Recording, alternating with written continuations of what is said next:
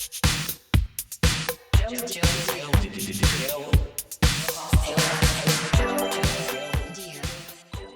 everyone, how we doing? Welcome to Dear Jill. Oh, I've had a right morning. I've been doing a round table bit of publicity. Do you know? Have you heard of A those? round table? Yeah, so I thought I would talk about it because I just thought people might be a little bit interested. So basically, when you do publicity for a show, apart from all the usual ones that you see, like if you do like a TV appearance, things like that, or an editorial piece, you will do something called a round table, which basically all it means is there are lots of journalists there all at the same time, and they might take turns in asking you a question, and they'll all be writing down the answers of every question that's asked. So, if you were one of the journalists, you might only ask 2 questions, but you might have enough material for 9 questions, because you've listened to everybody else's. But this one in particular this morning was for all the TV listing mags. Okay. So you know how you have, I don't even know the names of them anymore. There's that many, but you know the ones I mean, don't you? Like TV Choice and all of that, and Radio Times and TV Times. So the thing that's really funny about these roundtables is that they will ask you questions sort of based on your character. So they will say, for instance, in this new thing that I'm in that's coming up, my character's called Emma. So how did Emma feel when blah, blah, blah happened? Or in episode 1, we see Emma, because it's really all about selling the show to their readers. And it's really funny because you often do these round tables a long time after you filmed something. So you're desperately trying to remember the names of all the characters and the actors that played them. And also, what's really funny is obviously they're asking you questions about the character. And of course, you've thought about it. You played the character and you're thinking about their intentions. But the reality is the reason the character is doing that is because that's what the writer wrote. Do you know? So like these TV listings, interviews that you do are never more prevalent than when you're in a soap. When you're in a soap, you are constantly doing them because they're constantly pushing the new storyline, the big storyline. And they will, when I was like in EastEnders, and they would say, so why does Kate do that? And what do you think Kate feels about that? And you think, whatever the script is about to tell me that Kate thinks the next week, because, we don't get any say. We don't know what's happening really the next week. And they have such a quick turnaround, those shows, that, a character can be one thing in, in July, and by September, she's a serial killer, so it's just a really funny experience. And as actors, of course, like, you're engaged, you want to sell the show, you want to give as much as you can to the journalists. But it just always strikes me as so funny when you're being interviewed and you're being asked about that character, and you think, it was just there in the script. Like, that's why they did it, as the writer. Yeah. Like, for you, when you get a character, Mm-hmm. I don't do acting. I don't know I couldn't do it to save my life. But like, when you get a character, do you then have to be like, think about how the character, or is it just literally just think about it as the way the writer is? Like, do you build up a thing in your head? Yes, it would be a lot of work goes in before you step on set. So something like a drama, you've got your 6 episodes, let's say, up front already written. So I'm reading all 6, and I have to work out why the character is doing something. If I'm really stuck and think, I just don't know why she would do that, or I don't know what her intentions are, I can always email the writer and say, what were you thinking at that point? Because I'm struggling a bit with that decision. And they're always very, very helpful. The writers will be like, oh, well, this is what I had in mind. But yeah, it's important as the actor to make up the reason why. I know that that's what she's going to do because that's what the writer has written. I can't change what the character's going to do. But I, as Jill, have to know why the character Emma behaves the way she does. Otherwise, I can't play her. Otherwise, I would just be, I wouldn't be giving it any thought. But the hard thing about continuing drama is that there isn't really an end point. So you could be thinking, well, yes, let's say the character I played in EastEnders, Kate is like this. But then in 6 weeks' time, you're like, Kate is not like that. Kate is very different to how I thought she was. So that's what's tricky about those shows that are continuing, that you have an idea of who the character is, and actually the writers just take the characters wherever they want to take them, because the content and the need for more and more storylines is so extreme in those shows that you have to keep, turning the characters in different ways, really. Yeah. So do you grow with the character, or do you grow because of the character? Like when you're in a continuing drama like that. Yeah, I think for the people that have been in them for a long, long time, I think it's probably a bit of both, I think that they might try something out with a character. They might say, let's make that character do something that the audience wouldn't expect. They might take them down a different road. It might work, it might not. The actor might love it, might really might show a side of themselves that the writers and producers hadn't seen. They might think, oh, we like that, let's take them in that direction. But it's very changeable. It's very, very changeable all the time.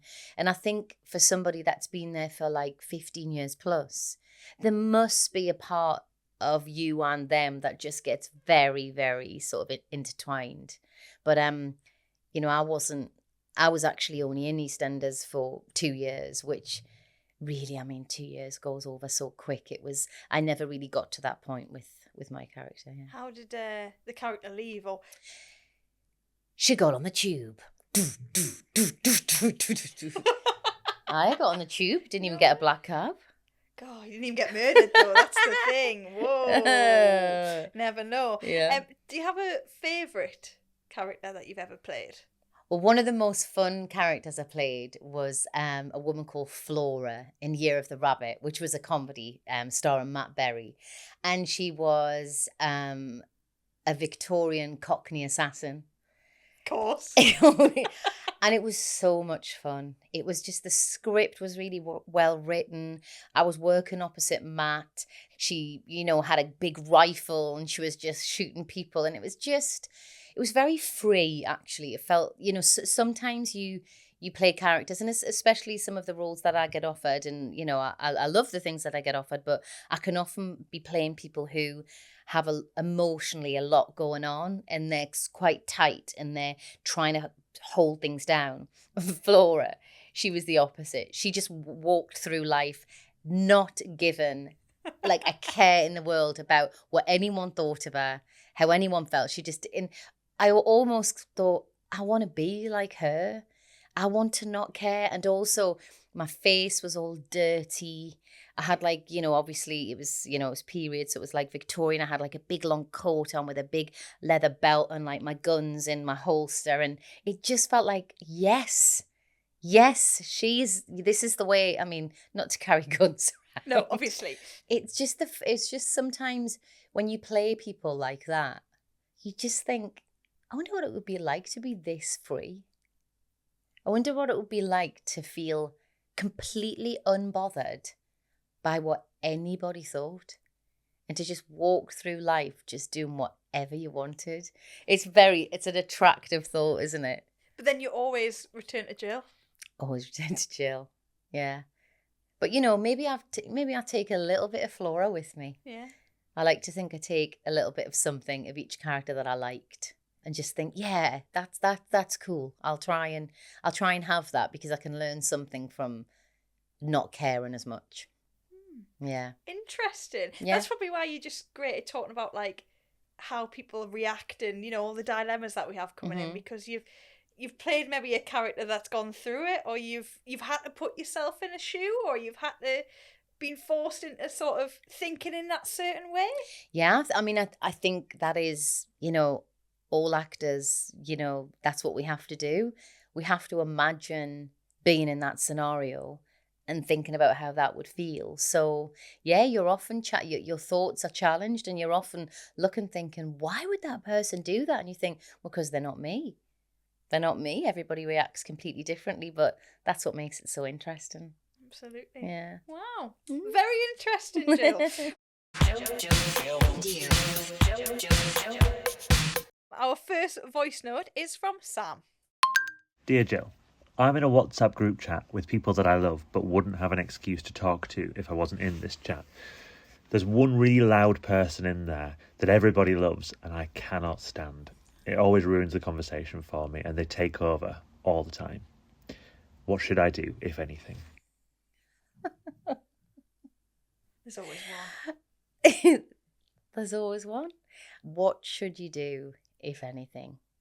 If there's certain people in that group who you really connect to and you genuinely think I would, like to see them one-to-one, or I'd like to ask them a specific question and just them, we all know that everybody's numbers when you're in a group are listed. So just send them a message and just have a one-to-one conversation with that person.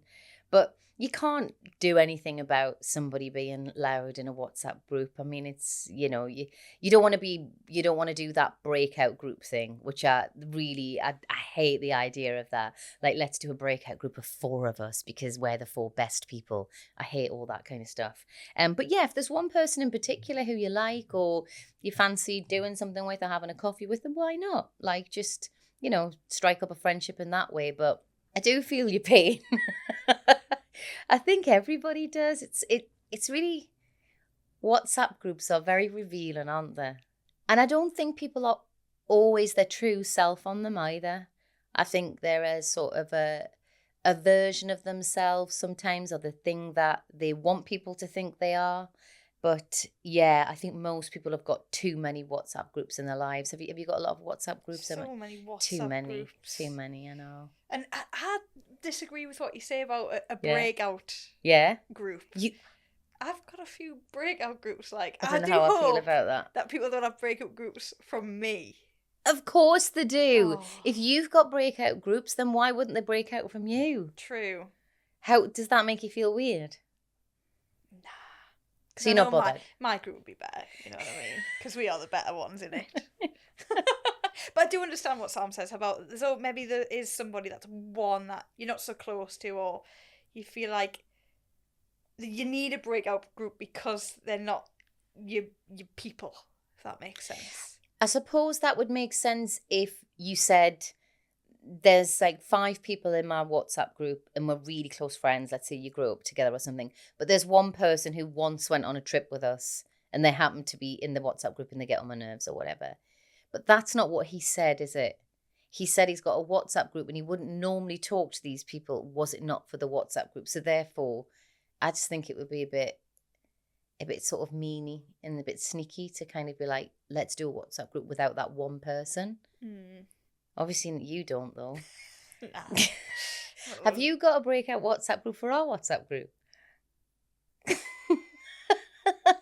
No, I don't actually. Right. You're involved with all of them, Absolutely, I believe. Foreman. I think as I give a side eye.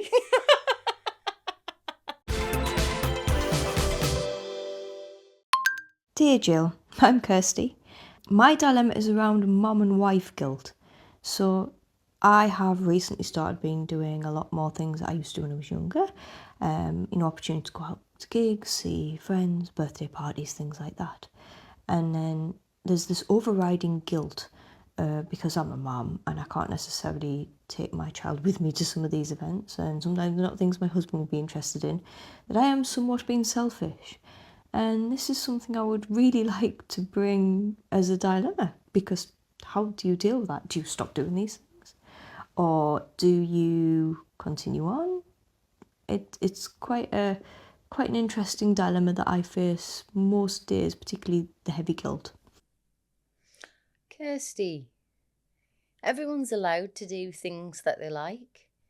Whether you're a wife, a mother, someone's daughter, you're allowed to do things that you want to do. I mean, obviously, without having more details, if you said to me that you were out every single night for 6 months or something, I might be like, okay, well, spend some time with your husband and your daughter. But no, do you know what? I think this is very rooted in women as well, in particular. This idea that everything's about like to be of service to other people. So you're a mum and you want to be like the best mum and you want to be like the best wife. And the only way you can be the best version of yourself is to be is to live as full a life as possible.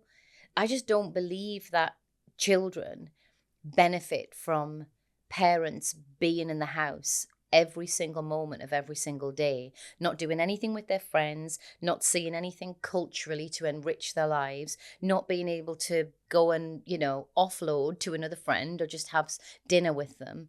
I don't think children benefit from that, because that means you're in the house and you're thinking, I really need to speak to someone, or I really need to go and see a band, or I really want to go and see that movie that's on at the cinema. I think you should live a really full, rich life. And of course, there's always balance to be struck. And, some weekends it might be, okay, well, we'll all do something together. Or if your child wants to do something special, then you do that with them. But you must never feel guilty for enjoying your life. It's something definitely happens, I think, largely in women's brains, where we suddenly become something where we think we have to give away some of ourselves in order to be like a better version. It's like, no, I think it's really important to be true to who you are. And, I think I might have said this before in this podcast, I'm not sure, but, growing up, I saw how much my mum dedicated her life to me and my two sisters. And, she made me feel very, very loved and very, very safe. But hand on heart, I remember also thinking, I would like my mum to do more things for herself. I would like my mum to go, no, I'm not going to be in. I won't make you tea tonight. Do it yourself. I would like that, because that would show me that she loved herself as much as she loved us. So, yeah, you sound like a very balanced person. And I think that guilt is more like a cultural idea or opinion that we've all got to be the perfect something. When I was younger, my mum, she still does actually, but my mum would go for a weekend away every year with her friends. They'd mainly go to London. It was a weekend, once a year. But I still love it when she came back, because I could see something in her that I didn't always see. And it was like a real, frivolity. She'd be full of stories. She'd be laughing her head off. And, she'd be showing us pictures, and Ian, they did this and they did that. Ian, then we did this. And it was just, I used to really love watching her come to life. And I think that's a really lovely thing to give your children and your partner. I think there's nothing more attractive than your partner having had a brilliant time, or a really fulfilling time, or a really exciting time somewhere, and they're telling you all about it, and you think, that's very, very attractive to me. So absolutely, live your life. Exactly that. Yeah. Live your life.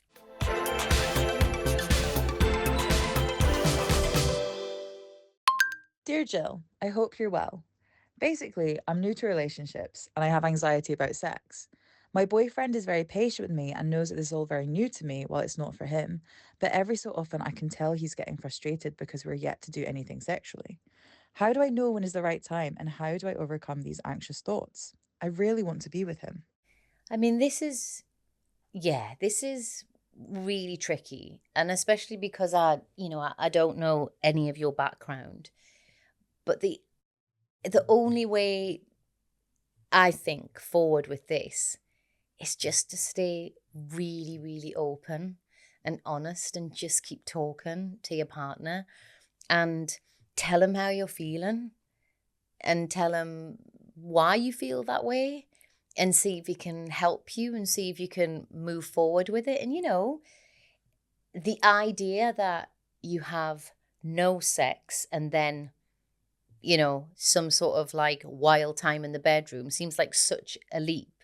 So, just start with doing something that you do feel comfortable with, and get used to each other's bodies, and get used to being close to each other and touching each other and stroking each other. But knowing for you, because obviously the anxiety of having to go too far probably makes you feel very closed up, but you can say, look, I would like to do this, but then I would like to stop at that point, or as soon as I start to feel anxious, I would like to stop. And as long as he completely respects those boundaries, then together you should be able to explore each other and feel really safe and feel really loved and also have fun. Because, you know, if you have had, or when people do have bad experiences sexually, it can just make you feel very, very closed up about the whole situation. It can make you feel extremely vulnerable and quite frightened, actually.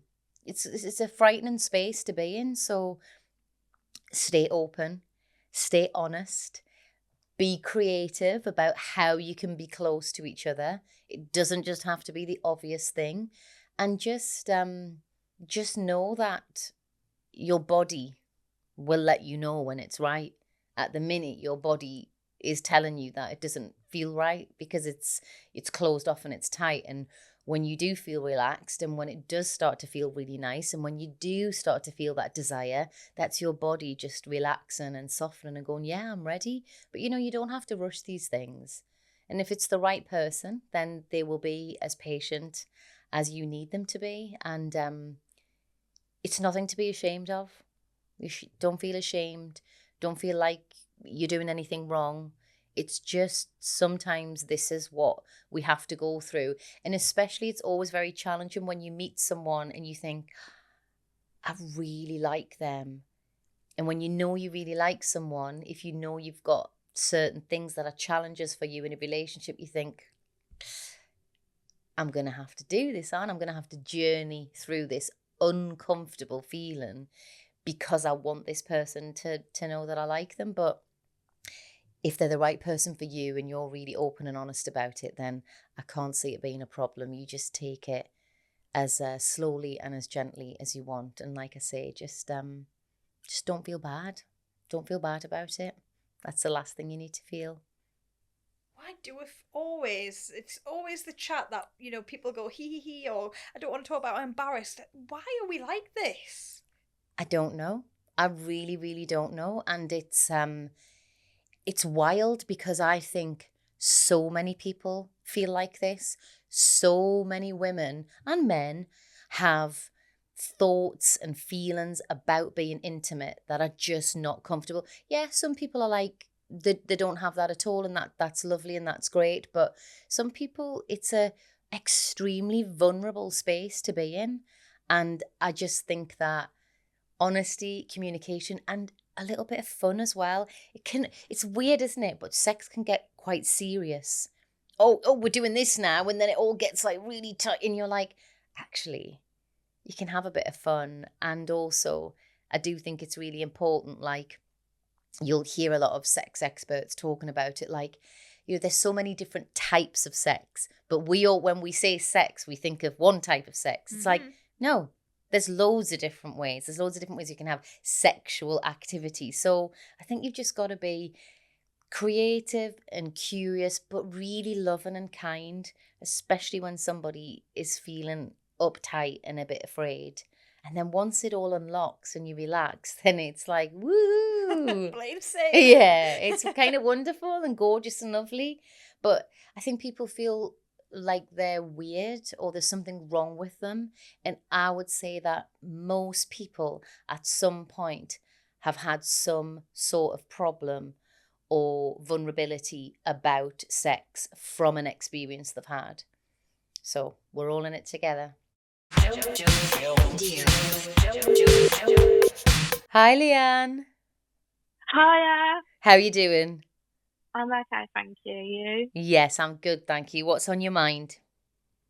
So basically, my dilemma is, should I start a new career as I'm approaching 38 this year? I recently lost my baby boy Mason at 37 weeks pregnant last year. And that really completely devastated me and my husband. I've worked in the travel industry, but I have always wanted to either be a nurse or a midwife. And with everything that happened last year with Mason, I have been thinking about going in a completely different career direction, either as a nurse or possibly a bereavement midwife. However, I'm really scared as I feel maybe I'm a little bit too old to basically be starting again effectively. However, like the nurses that cared for me and Mason were really amazing. And I would really love to be able to be part of something that I do feel is really close to my heart. But like I've stated, I'm really scared to do so. Because of my age, I just feel like I would literally have to go back to college, go to university just to restart again. So what would you advise for something like that?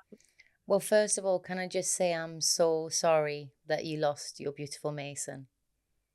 Thank you. I'm really sorry. That's so painful, and it's a really, really horrible thing to have to go through. So my heart goes out to you, to you and your partner. Thank you. Do you know what? I think it's a bit of a no-brainer for me, because I just can hear in your voice that you have passion for something else. And I also think that when a huge loss occurs in our life, I think it changes us. And what it does, and what I think Mason has done for you, is said to you, what do you want? What do you want? What's going to make you happy in your life? And for me, happiness, following your heart, following your instinct, will always trump any of the other stuff that you've said. Like, let's break it down. So you're 38 now.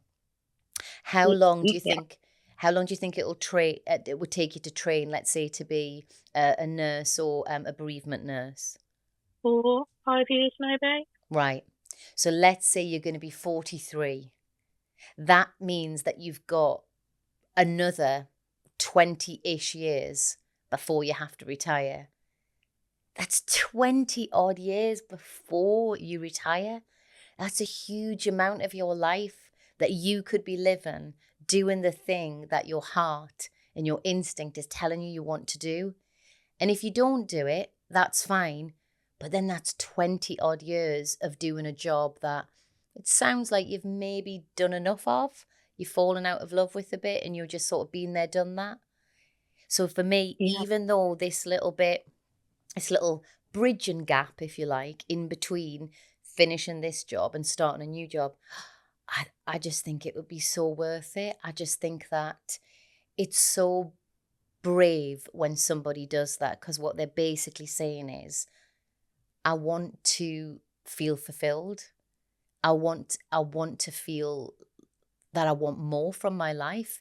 You've had a career, you've been successful at it, and now you want a different career.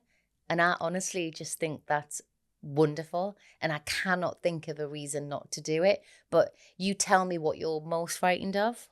For me, it really is just starting again, like my age. But yeah, I've always convinced myself, even when I was probably in my early 20s, you're too old to do it. I've always put a barrier in front of things that I've wanted to do. Yeah, and you know what?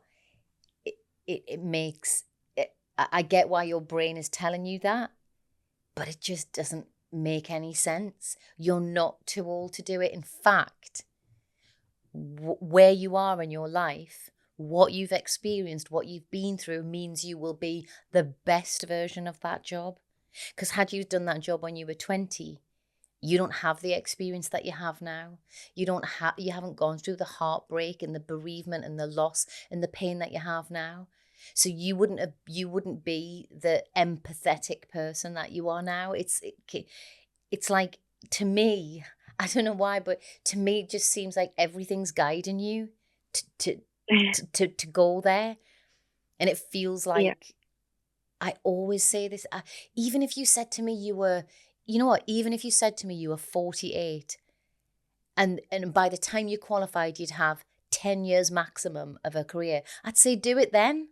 To me, it's always worth doing it. I never ever think it's not worth following your heart. I really do. Like, it makes me feel excited for you. It makes me feel like, wow, out of that experience, you might have unlocked something in yourself that's telling you to just follow your heart, because life is really short, as you well know. Yeah, definitely. Oh, thank you. That's really helped. I Okay. can't say any. For me, there's no reason not to. I know it's your decision, but if you do go ahead, I just wish you so much luck and so much love, and just any idea. You know, you hear people say this all the time, like people who are like really amazing, like spiritual teachers. It's just never too late. That is not a cliche either. It's just never, ever too late. It's always worth doing the thing that your heart is telling you to do. Well, thank you so much. All right. That's brilliant. Thank you. And thank you so much for calling in. Thank you. All right. And thanks for having me. Thanks for Take letting care. me. Thank you. Bye. All right. Bye. Bye. Some people are meant to do things, aren't they? Yeah. And I got a little goosebump. Yeah, me too. Me literally when she said it, I was like, well, that's where she's got to be. And it's just so, those kind of seismic events in your life, you wouldn't wish them on anyone. Nobody goes on to then do something afterwards and goes, well, I'm so glad that happened. But it's like something has called her. It's like she's being called somewhere. That's what it feels like to me. And I'm like, oh my, go for it. Like, go for it. And I never think it's too late. Like, I've got a friend at the minute who has gone back to university and he's 50. How amazing is that? Class. Isn't that class? Yes. They're studying and he's like, it's so weird. I'm in these classes with these young people. And I'm like, yeah, but how amazing, because you've got all this life experience, all this information that you've picked up just by living. He said, I know. He said, it's so weird. But I love it. I'm sort of almost more impressed by people who do it later on than people who just do it at the beginning, because I'm like, that's courage. That we started this podcast talking about your career. Like, is there anything that you maybe wish you've done, or do you have, if people always say, like, if you started again, would you do exactly the same thing? And I would. Would you? When I first started out in this business, there was very much an idea that people stayed in their lane. An actor was an actor, and a producer was a producer, and a writer was a writer. Now, this generation, they're like everything. They're like, I'm going to act, I'm going to produce, I'm going to write. And of course, some people are very good at one thing and absolutely could want to do the thing they're very good at. But I wish earlier on I'd had the courage to just say to my mates, shall we just make something? Should we just go out there? And I mean, it's easier now with phones and stuff. It's, everything just seems like it's doable. It's actually doable. But yeah, I think I wish that I'd not thought that I had to stay in my lane so much. And that's not even to say it would have led to anything. It's just more about thinking bigger. It's just more about taking up a bit more space and not sort of, minimizing myself. Yeah. But it's good to know that you wouldn't have done anything different. So you obviously feel like you've traversed life. I mean, I'd like to maybe be a marine biologist, but that's not going to happen. Ooh, I've never heard this one. Yeah, I'd love to. Like fish and that. Or fish like this. Do you like fish and that? So, Right. Something that would change the world, but So maybe this could be like, let's just say hypothetically, in 10 years' time, like seriously, you might go, do you know what? I'm going back to uni to study because that's a passion of yours. Yeah. I won't because I don't have the brains, but Don't say We'll that. She says she doesn't have the No. brains. Of course she has the brains. change honestly. the world one podcast at a time instead, Honestly, rather think than big. one fish. Blue sky thinking. Or in your case, deep blue sea thinking. Yeah, definitely. All right, well, thanks so much, as always. I'm just always really grateful that you reach out to me, and it's just a real pleasure to be able to connect with you like this. So see you next week for more dilemmas. Bye.